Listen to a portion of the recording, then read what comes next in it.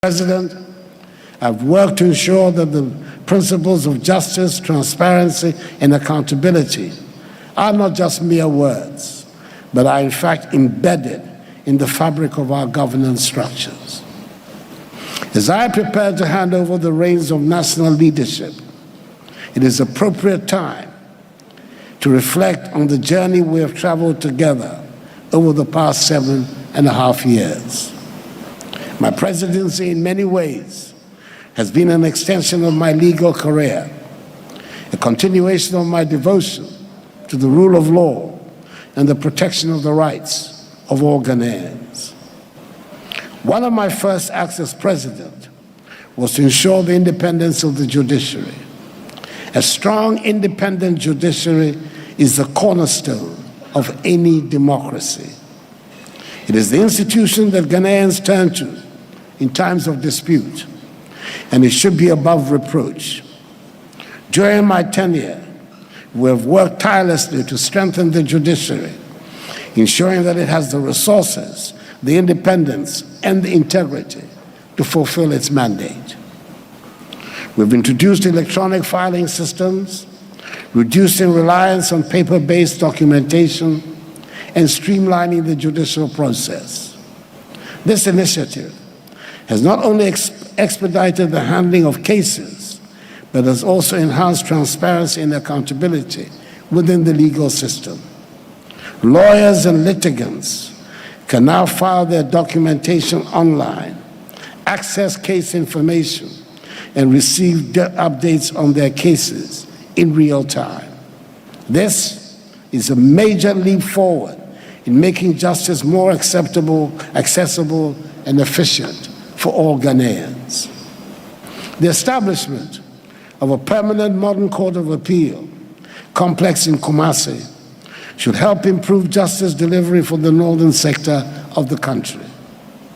With the collaboration of the Ministry of Local Government Decentralization and Rural Development and the District Assembly Common Fund, 20 townhouses and a guest house have been built to be used as permanent residences for justices of the Court of Appeal based in Kumasi, who are mandated to handle cases in the northern part of the country. It should mean that appeals from the Upper West, Upper East, Savannah, Northeast, Northern, Ahafo, Bono East, Western North, and Ashanti regions should now be conveniently held within a much shorter period. Additionally, in 2020, we set out to construct 100 courthouses with residential facilities nationwide. As of February 2024, 79 courthouses have been successfully inaugurated and are in use at different sites around the country. The remaining 21 projects are at various stages of completion and are expected to be completed and inaugurated this year. In addition, over 121 residential units have been constructed for judges throughout the country. The project is not yet complete, but I can safely say that we've done enough to address the perennial problem of insufficient court infrastructure in Ghana. We've also taken strong systemic steps to combat corruption, rooted in a holistic program of legislative, administrative, financial, and technological reforms. We've established the Office of the Special Prosecutor, a critical institution in the fight against corruption, and we've provided it with the necessary tools to prosecute those who seek to enrich themselves at the expense of the Ghanaian people. During my first term in office, Parliament passed the Witness Protection Act in 2018, which I signed in law, to create a witness protection scheme for individuals cooperating with law enforcement, especially in corruption cases. The Critical Offences Amendment Act of 2020 elevated corruption from a misdemeanor to a felony, with harsher sentences of 12 to 25 years in prison. In addition, my administration has driven the passage of several key laws that bolster the state's ability to fight corruption. These include the Revenue Administration Amendment Act, the Fiscal Responsibility Act, and Anti-Money Laundering Act, amongst others.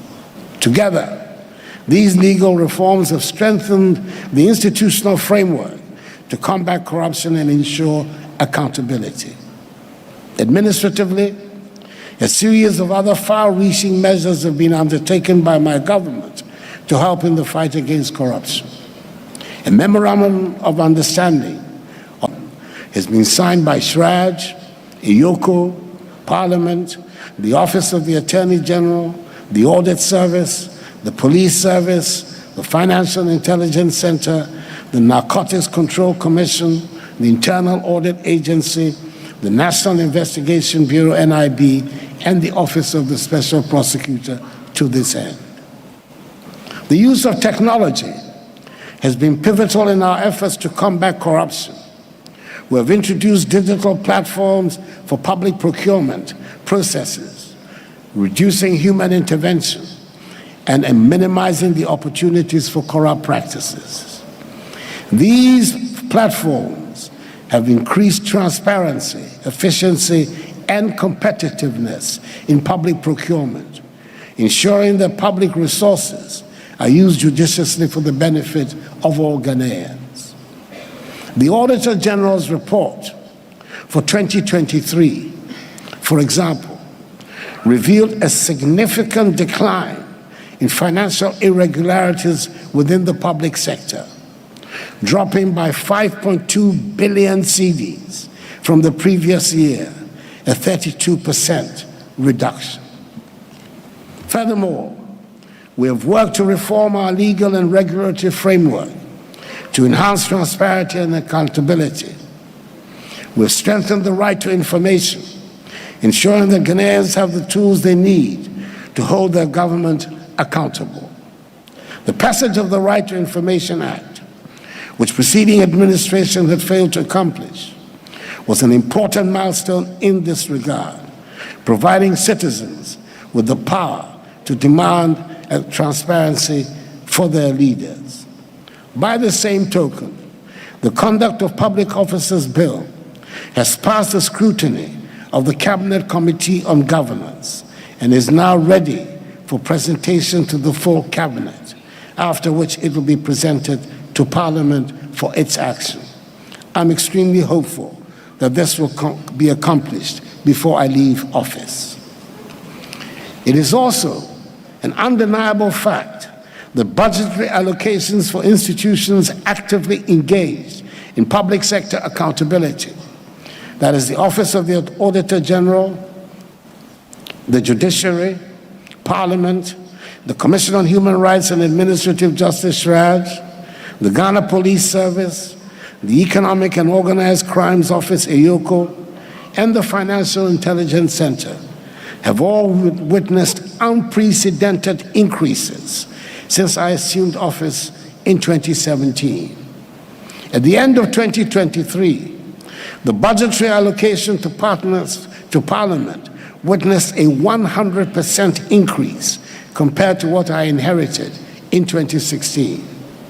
The Police Service saw its budget increase by 274% at the end of 2023 in comparison to 2016. The Audit Service recorded a 258% rise in its budgetary allocation at the end of 2023 as compared to 2016. The budget of the Judiciary rose by 36% at the end of 2023 compared to 2016. The budget of the Attorney General, of the Office of the Attorney General, increased by 162% at the end of 2023 compared to 2016. The budget of the IYOCO increased by 47% at the end of 2023 in comparison to 2016. The budget of the Financial Intelligence Center increased by 443% at the end of 2023 compared to 2016.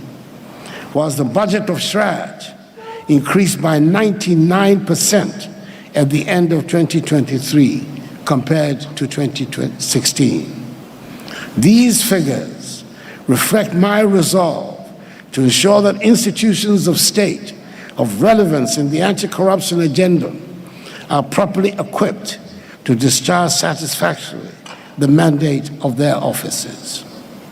I'm aware that there's a deliberate, politically motivated effort to stigmatize my government, my family, and myself as corrupt. I suspect, as payback for the damaging allegations of corruption leveled against members of the erstwhile Mahama administration, some of which have led to criminal convictions, and others are still being prosecuted in court. In spite of scrutiny by credible public institutions of virtually all these allegations of misconduct on the part of my government, my family, and myself, which have been found to be baseless, the leader of the opposition, the perennial NDC presidential candidate, continues to describe me. It is important that I reiterate that I will not abandon under any circumstance recourse to due process in the fight against corruption. Be that as it may, in any event, I will leave it to the Ghanaian public and people. I will leave to the judgment of the Ghanaian public and people to decide whether it is preferable to be a clearing agent or government official one. Our commitment to the rule of law has also been evident in our approach to law enforcement.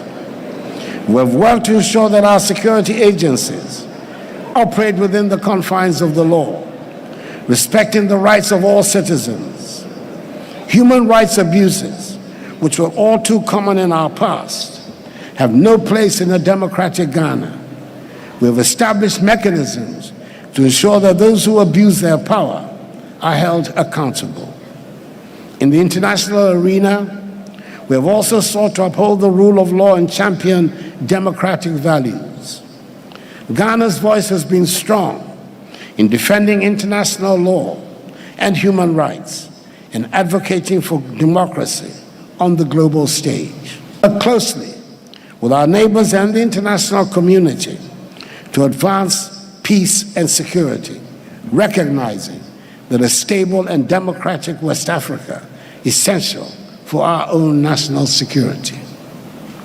As we gather here today to discuss the theme, peaceful, fair, and transparent elections, the key to sustainable democracy, it is essential to reflect on our nation's historical journey, particularly our past experience with military rule. Ghana's post-independence history has been marked by several military interventions in the governance of the state.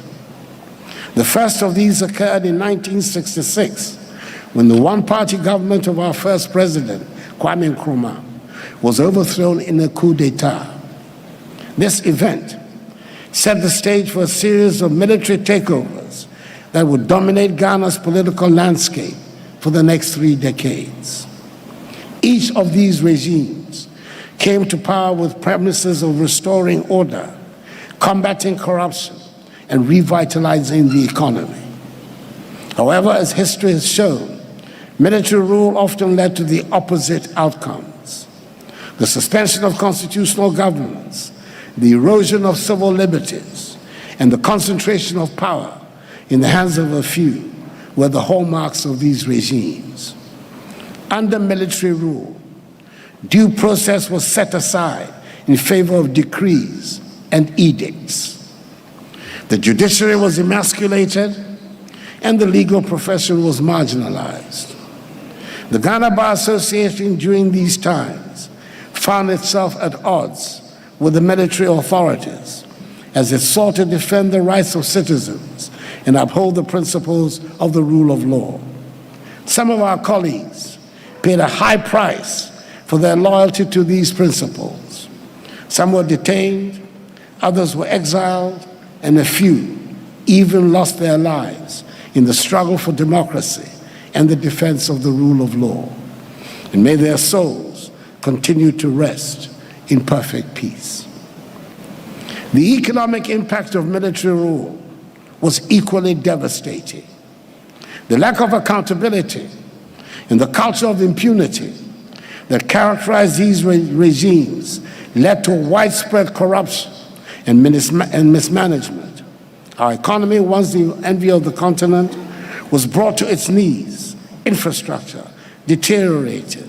Basic services became scarce, and the standard of living for the average Ghanaian plummeted.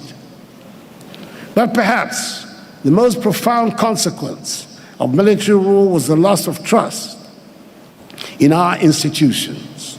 The courts, the media, civil society, and the political class were all viewed with suspicion.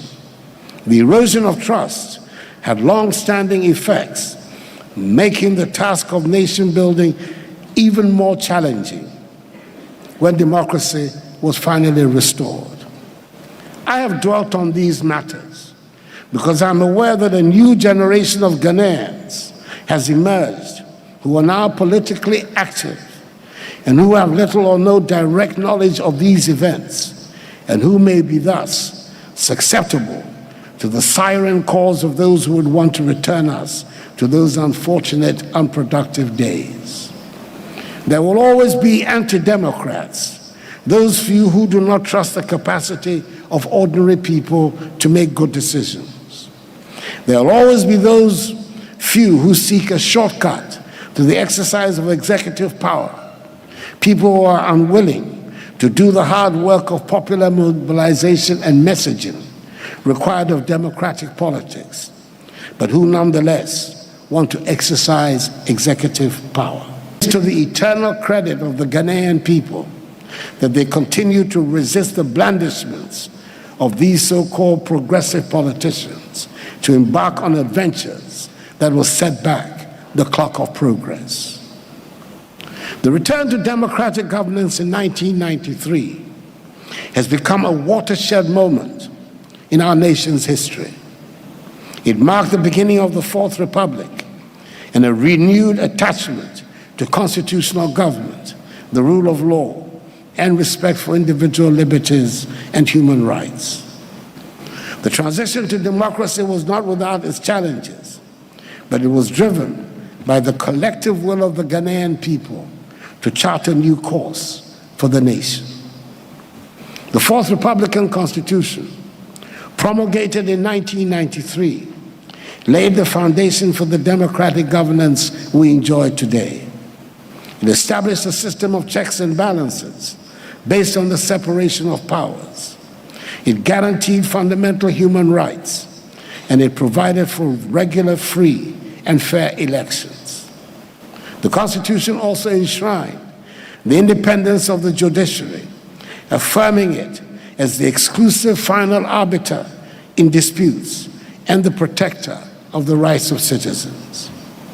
Several of the safeguards in the Constitution, i.e., entrenching the multi-party structure of the state by outlawing in Article 3 the power of Parliament to establish Please. A deliberate plan by some MPP communicators when they come for programs like this. No more that program never na program na they do that all the time. But the person me can on air and say you move you at the station way. President, I've worked to ensure that the principles that will reflect on the importance of peaceful, fair, and transparent elections to the sustainability of our democracy. Elections are not merely a democratic ritual. They are the very lifeblood of our political system.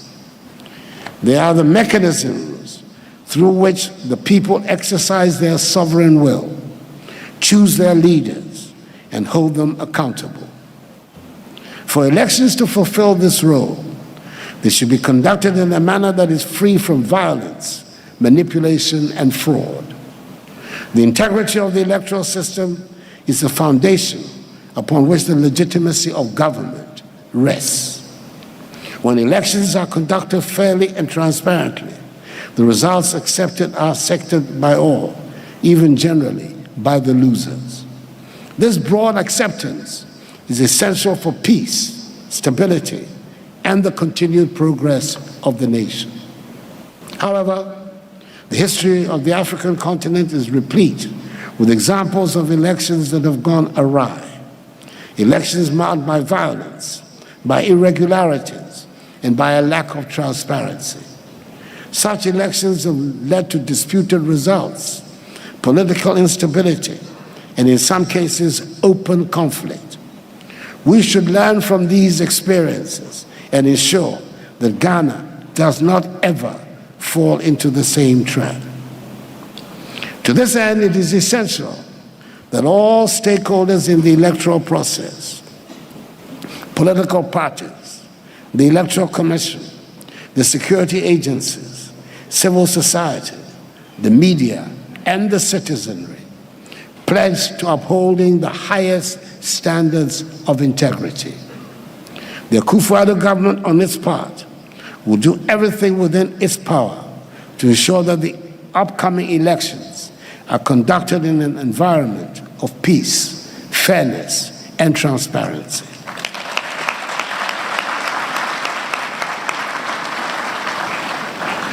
The Electoral Commission, as the body charged with overseeing the electoral process, has a critical role to play. It should act with impartiality, independence, and integrity, ensuring that the process is fair to all parties and that the results reflect the true will of the people. The Commission should also ensure that all logistical arrangements are in place to facilitate a smooth voting process, and that any disputes that arise are handled expeditiously and transparently. It is imperative that the Electoral Commission remains the sole authority responsible for declaring election results to preserve the integrity and credibility of the electoral process. Political parties must refrain from declaring results before the Electoral Commission does so, as this could lead to confusion, misinformation, and even potential conflict. The EC's role as an impartial and independent body ensures that its results reflect the will of the people, free from partisan influence. This assignment of responsibilities is essential to maintain public trust in the electoral system and to prevent any undermining of democracy through the spread of unverified or false election outcomes. Despite assurances from successive electoral commissioners, such as Kojo Afarijan, my 3-year roommate is an undergraduate at the University of Ghana's Premier Hall, Legon Hall, Charlotte Osei, and the current one, Jean Mensah, that rigging elections in Ghana is not possible. A few claim that the only way the MPP can win the December 24 elections is through rigging. It is becoming evident that these voices are already preparing excuses for the increasingly likely outcome of the impending elections. The constant, persistent champion in Ghana's history of the values of multi-party democracy, rigging is not part of the MPP's DNA. The MPP's path to victory is through a robust defense of its exceptional proven track record in office and the compelling vision of continuing modernization of Ghana's future being espoused by the party's excellent presidential candidate, the Vice President, Dr. Mahamudu Bawumia, and his dynamic running mate, the Honorable Dr. Matthew Poku Prempeh, Member of Parliament for Menchia South, known to all and sundry here in Kumasi as NAPO. The security agencies also have a crucial role in maintaining law and order during the election period. Their presence should be felt, but it also should be measured and appropriate. that they should ensure that they act within the confines of the law, protecting the rights of all citizens, while preventing any form of violence or intimidation by enforcing strictly the law against vigilantism. Civil society organizations, the media, and citizens themselves should also play their part. Civil society should continue to work in educating the public, monitoring the electoral process, and advocating for transparency and accountability. The media should report on the elections fairly and accurately, providing the public with the information they need to make informed decisions. And the citizens of Ghana, the ultimate decision makers of our democracy, should exercise their right to vote responsibly and peacefully. The judiciary, as the final arbiter of electoral disputes, has an indispensable role in safeguarding the integrity of elections. The independence, impartiality, and credibility of the judiciary are fundamental to ensuring that electoral disputes are resolved justly and without bias. In recent years, the judiciary has been tested in that regard, and I'm proud to say that it has risen to the occasion.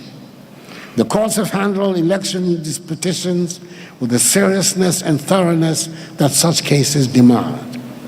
The decisions of our courts, whether they have upheld or overturned election results, have been based on the evidence presented and the law, not on political pressure or influence. And that is as it should be. As we move towards another election, I urge the judiciary to continue to uphold these high standards. The courts should remain a place where all citizens, regardless of their political affiliation, can seek redress with confidence that their cases will be heard fairly and impartially. The judiciary should also ensure that its processes are transparent, that its reasons, its rulings are well reasoned, and that justice is not only done, but is also seen to be done. The integrity of our democracy depends in large part on the integrity of our judiciary. A strong, independent judiciary is the ultimate safeguard against the subversion of the will of the people. It is the institution that ensures that our elections are not just a facade, but a true reflection of the democratic process. Learned friends, ladies and gentlemen, democracy is more than just a system of government. It is a way of life. It requires active and informed participation by citizens, respect for the rule of law, and love for the common good. To sustain our democracy, we should continue to invest in civic education and promote a culture of political tolerance. Civic education is essential for empowering citizens to participate meaningfully in the democratic process. It equips them with the knowledge of their rights and responsibilities, the workings of government, and the importance of their vote. Civic education fosters a sense of ownership and responsibility among citizens, encourage them to engage actively in the governance of their country. Political tolerance is another essential pillar of a sustainable democracy. It is natural that there will be differing opinions and competing political interests. This diversity is a strength, not a weakness. It is through the contestation of ideas that we arrive at the best solutions for our country. However, political tolerance requires that we respect the rights of others to hold and express views that may differ from our own. It requires that we engage in constructive dialogue rather than resorting to violence or intimidation. It requires that we see our political opponents not as enemies, but as fellow citizens who share the same goal of building a brighter Ghana, even if we differ on how to achieve it. Political tolerance, however, cannot extend to the unfortunate specter of public threats and utterances of violence, which should more properly be the target of the law enforcement agencies as unacceptable conduct and behavior. As leaders, we should set the example. We should engage in respectful discourse, avoid inflammatory rhetoric, and work to create an environment where all citizens feel free to express their views without fear of retribution. Only by advancing a culture of political tolerance can we ensure that our democracy remains vibrant and inclusive. In this political season, it is vital that we guard against the politics of lies, disinformation, and misinformation, as these undermine the democratic process and erode public trust. The spread of propaganda and falsehoods can mislead voters, distort the truth, and create unnecessary tension within the body politic. Political actors, the media, and citizens alike have a shared responsibility to ensure that information disseminated is accurate, verified, and truthful. By committing to transparency and integrity in all communications, we can safeguard the electoral process from the damaging effects of misinformation and disinformation, and ensure that decisions are made based on facts rather than fabrications.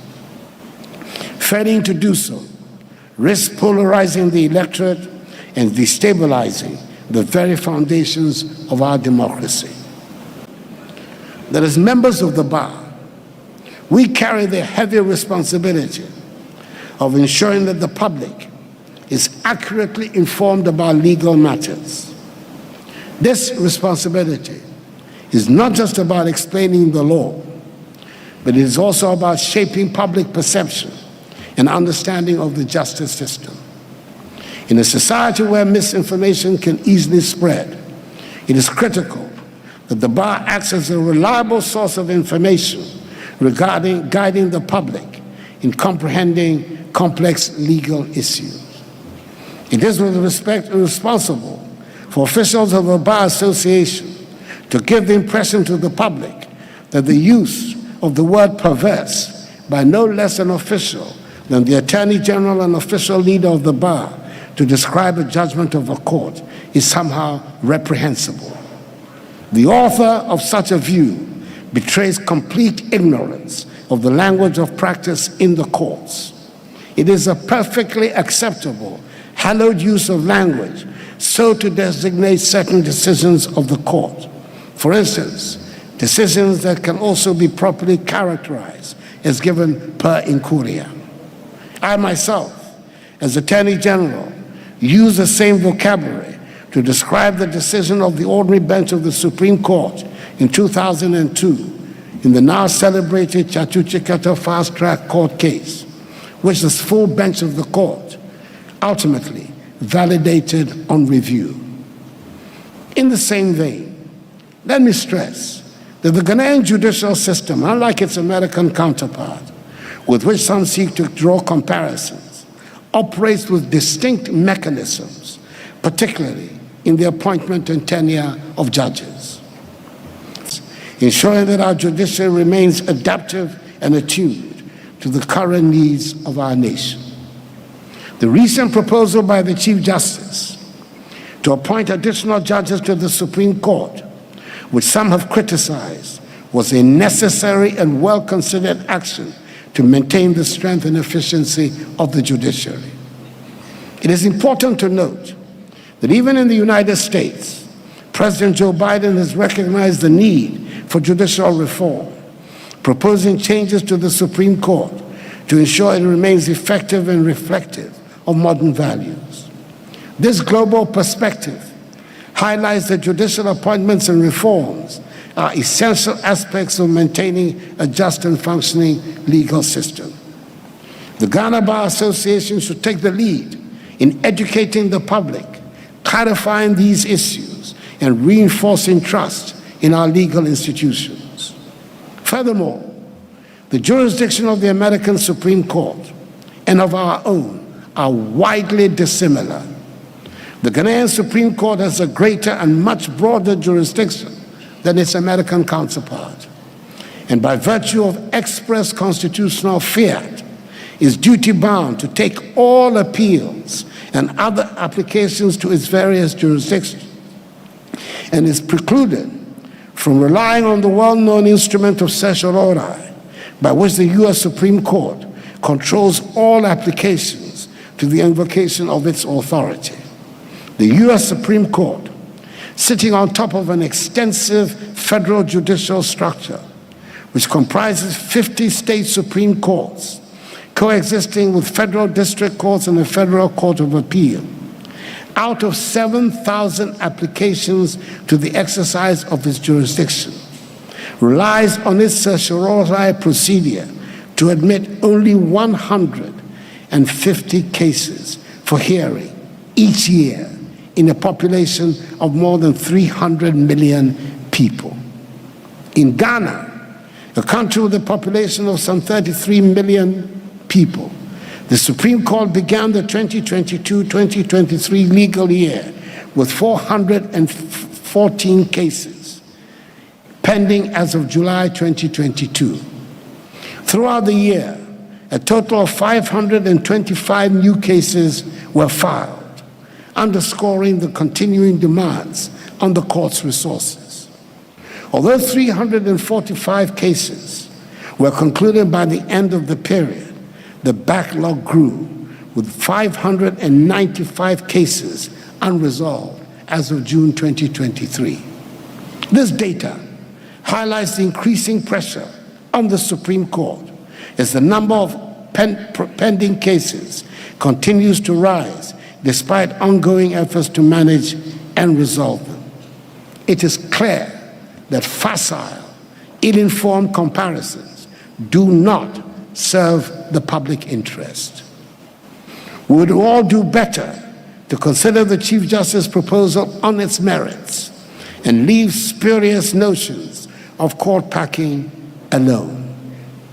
By the sheer coincidence of history, I have been given the privilege and opportunity to appoint 3 Chief Justices, together with 18 other judges of the Supreme Court, a number which stands currently at 13 judges of the present court.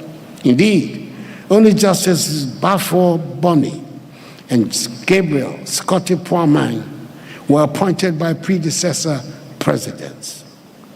If court packing was my goal, it surely would have been completed and realized by now. That is not and has never been my goal. My goal has been to fill the court with the best material available within the profession. And in all modesty, I believe I have succeeded in doing so. It was the same when I was Attorney General. Justices Datiba, Modibo Okran, and A.P. Kluje were all appointments proposed by me to my boss, the outstanding Ghanaian statesman, His Excellency John Ajikun Kufuor, the second president of the Fourth Republic. All these judges left strong imprints of judicial creativity. Members of the bar, as I prepare to leave office, I do so with a deep sense of optimism about the future of Ghana's democracy. We have traveled a long and sometimes difficult road, but we have made considerable progress.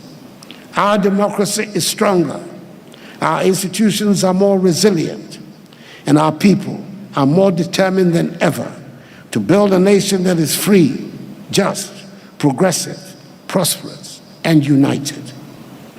The upcoming elections will be another test of our attachment to the values of democracy. It is my fervent hope and prayer that we will pass this test with flying colors. Let us approach these elections with the seriousness and sense of responsibility that they deserve. Let us conduct ourselves in a manner that brings honor to our nation and reinforces our allegiance to democracy. In the years to come, the challenges we face will undoubtedly evolve, but so too will the opportunities. Ghana remains a beacon of democracy and stability and development on the African continent. And if we are to continue to maintain this status, we should remain steadfast in our obligations to the rule of law, to the protection of human rights, and to the principles of democratic accountability. Support of the rule of law and the tenets of democracy. Its role in helping to shape the future of our nation is indispensable. As I prepare to hand over the baton of national leadership, I do so with confidence that the future of Ghana is bright and that our democracy will continue to thrive. And in so saying, let me express before I sit down my difference with the president of the bar on one critical issue.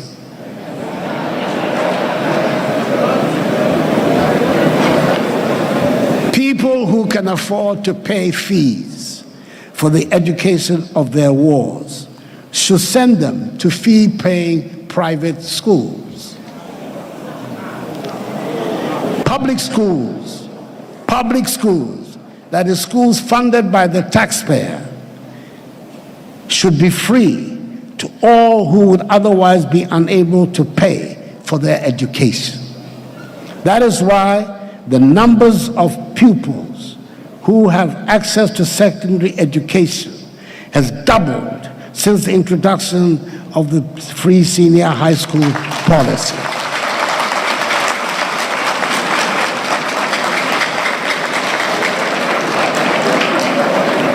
And that over 5.7 million persons have benefited from the policy since its inception. The full impact of this dramatic development will be felt in due course and will far outweigh the small number of privileged parents who can afford to pay for the education of their wards. Learned friends, members of the bar, let us continue to work together to build a Ghana that is free, just, peaceful, and prosperous. Let us ensure that our democracy endures for generations and generations to come, and that it remains a source of pride for all Ghanaians. I end by congratulating the outgoing executive of the bar, who have worked hard these last 3 years, and wishing the incoming executive, who will be elected at this conference, the best of luck and God's blessings on the discharge of its important duties. May God bless the Ghana Bar Association and us all. And may God bless our homeland Ghana and make her great and strong. I thank you for your attention.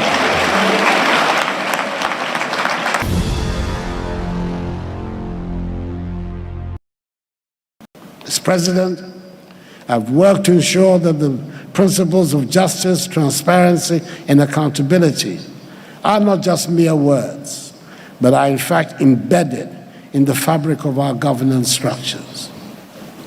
As I prepare to hand over the reins of national leadership, it is appropriate time to reflect on the journey we have traveled together over the past 7.5 years. My presidency, in many ways, has been an extension of my legal career, a continuation of my devotion to the rule of law and the protection of the rights of all Ghanaians. One of my first acts as president was to ensure the independence of the judiciary. A strong, independent judiciary is the cornerstone of any democracy.